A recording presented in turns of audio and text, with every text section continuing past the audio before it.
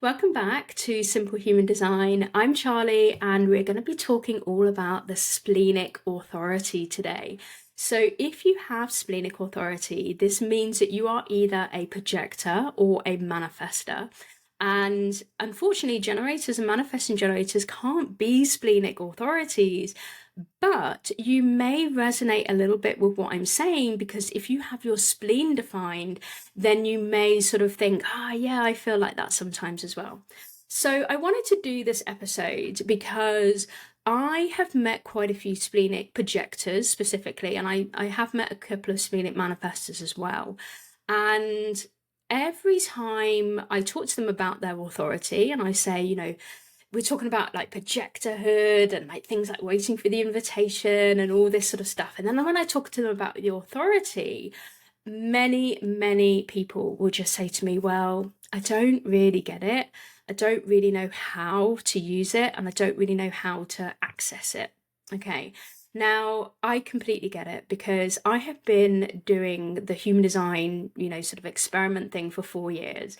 And really, it was only sort of like in year 2 and 3 that I really started to understand my splenic authority. And I'm going to share with you a little bit about the way that I see the splenic authority working, the way that things happen for me, in the hopes that it will inspire you to just keep going with this understanding that you have the most wonderful, beautiful intuition.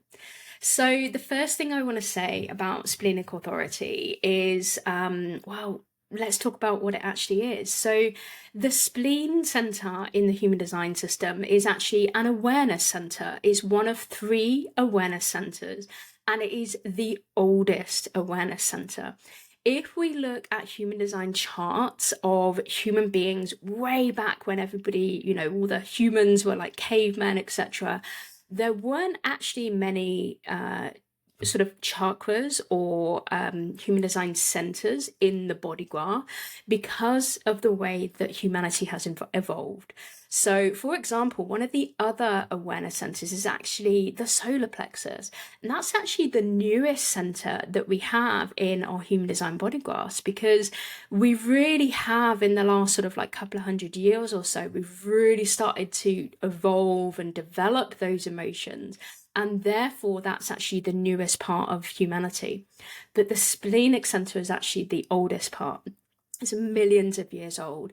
And literally, when you go back to, cavemen times, and, you think of, what cavemen actually kind of like did, it was kind of like, well, that dinosaur's getting too close, I need to run. Or, I need to fight this, whatever it is in front of me, because I can win. And I need food, and I need to, I need to survive. Really, the spleen is your animalistic fight, flight, or freeze response. And it really does, sort of like pertain to the nervous system, and also that sort of like, the fight, flight, or freeze response in us, knowing whether, we can stand up for ourselves, knowing whether we need to run away, etc. And, as I go on and talk about the authority in human design, the splenic authority, I'll probably tell you a couple of little like examples from, some of my friends who are splenic, and how they have actually saved their lives or other people's lives because of their body just knowing that they were in danger in some way. So it's all about health. It's all about keeping you safe. And it's not anything to do with the mind. Just like anything in human design, there is nothing whatsoever to do with the ego mind involved. It is all your body. Your body is the most intelligent part of you, and it is your body that you need to listen to if you are a splenic authority. Now, to start off with, when I found out I was splenic, I was just like, okay, yeah, that kind of makes sense. And I kind of felt like, okay, I guess I'm kind of intuitive. Yeah, I've always kind of, roughly kind of been intuitive. I remember my mum saying to me quite a lot, and this is kind of related to the splenic authority, but also related to something else in my chart as well. But I remember my mum saying to me quite a lot that I had a great judgment of character, and I knew if someone was good for me or not. And actually, if I was to look at my relationships that I've had, I have luckily never been in a relationship where somebody has abused me or sort of like really, done something, because as soon as they have done something that's derogatory or they've abused me or whatever, I've been out the door straight away. And I've just not aligned myself to that kind of energy. And I really do think that it's because I do have a great sense of character from, what my mum says about me.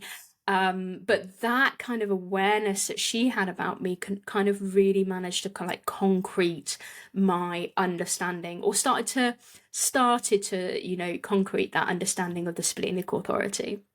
So there's so many nuances as well to the splenic authority. So if you guys listened to my emotional authority podcast last week, I talked about how if I was sitting here with you right now, my lovely listener, and I would, your chart was in front of me, I'd be able to tell you a little bit more of a nuance as to how your emotional authority has, been created, whether it's conscious, whether it's unconscious. And also, I didn't talk about this last week, but like there's a lot of nuance in terms of like the circuitry around that. And it's the same with the splenic center as well. So don't forget, they're both awareness centers. And with the splenic center, it all depends on like how it's been defined. And it just can, understanding that nuance can really help you to understand how your splenic authority works. So in the moment, as a splenic authority person, you will have maybe a little bit of a ping or a little bit of a whisper or a feeling, like maybe your shoulders might, go back or something like that. But it will be a very, very subtle feeling that you have in the moment. And when I talk to like sacral beings about their sacral and their response and the sort of loudness of the sacral sometimes, because it really is like, and then this excitement comes up and you're all like, yeah, like jazz hands almost. And yeah, that's kind of a really big feeling. Sometimes, obviously, it's not all the time. It could be a no, or it could be a maybe. That's not all the time. But sacral beings will get that sort of big punch sometimes. Splenic, unfortunately, you won't get anything particularly big most of the time. It's a whisper. It's really, really quiet. And also sometimes it is a little bit it's kind of like a bodily feeling. It's kind of like if I just kind of like turn in on myself, I just know in my body, like my nervous system is good. I'm just me, I'm just being, I'm just relaxed. And at the same time, I'm kind of like moving towards something or away from it, because obviously, the decision can be a no. I'll have to tell you guys about when I got the letter through for the vaccination for that thing that happened in 2020. So it could be that you're drawing away from it, but for me, there's just this knowing in my body. The other thing that happens with me now that I've kind of experimented with my splenic authority quite a lot is when I'm making a decision to invest in myself, to work with someone, or anything like that, my ego mind does not play a part in this at all.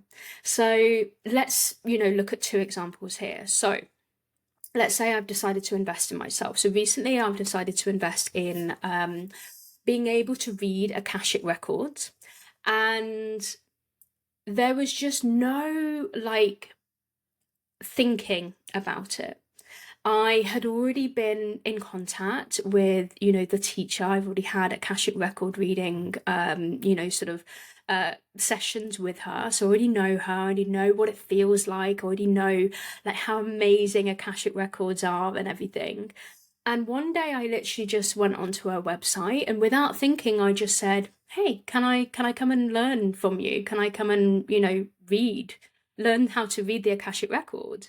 And all the way through this process of like, yes, when should we do it? It will be a one-to-one, like this is how much it is, blah, blah, blah. there was no like mind at all going on. There was nothing like, I can't afford it. There was nothing like, oh, I can't do this because it's 3 hours of my evening and I'm not going to be able to eat during that time. Which is usually what worries me if I'm doing something from 5 to 8 in the evening. Nothing worries me. Nothing, it's just like it will be what it will be. It's almost like you're surrendering. If it's the right thing for you, then you're just surrendering.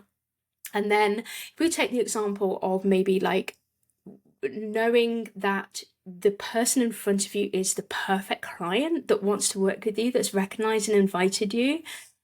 Again, it's like, some of us, we sit in front of people sometimes and they've got a problem that we've never, even really thought of before, or never like, come across before. And our ego minds are just like, well, as a coach, I can't help people with this. Like, I'm not sure about this. I don't understand it, blah, blah, blah. But when you're with a client who, even though they do say something that's just like, oh my God, how am I going to help with that?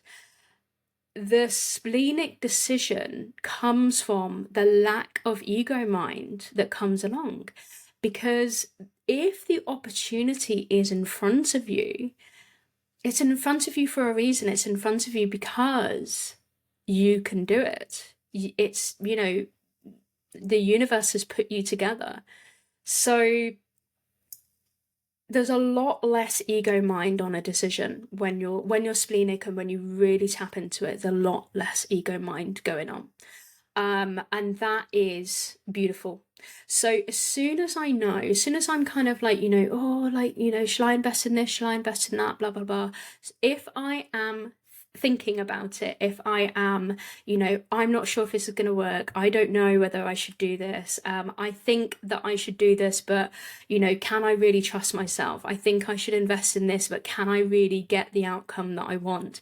As soon as that happens, I know that that's not the right decision for me, because my mind's overthinking it, basically. The last thing I want to talk about with the splenic decision-making process, and this isn't really about decisions, but it's definitely about bringing awareness to the fact that you are so blooming amazing when it comes to your spleen, because you will save lives. You will save your life and you will save lives with it. Have you ever had this situation where you have been driving along a road and for some strange reason you put your foot on the brake, even though you don't necessarily need to, but then you realise 5 seconds later that if you hadn't put your brake on, then you would have crashed, or somebody would have crashed into you, or something like that? So any of those kind of situations, the reason why you have put your foot on the brake is because of your body is keeping you safe. Your spleen is keeping you safe, essentially. And I have loads of these stories. I've done that myself personally. I have been walking along, like a cliff edge, and then all of a sudden I've been like, no, we're turning back now.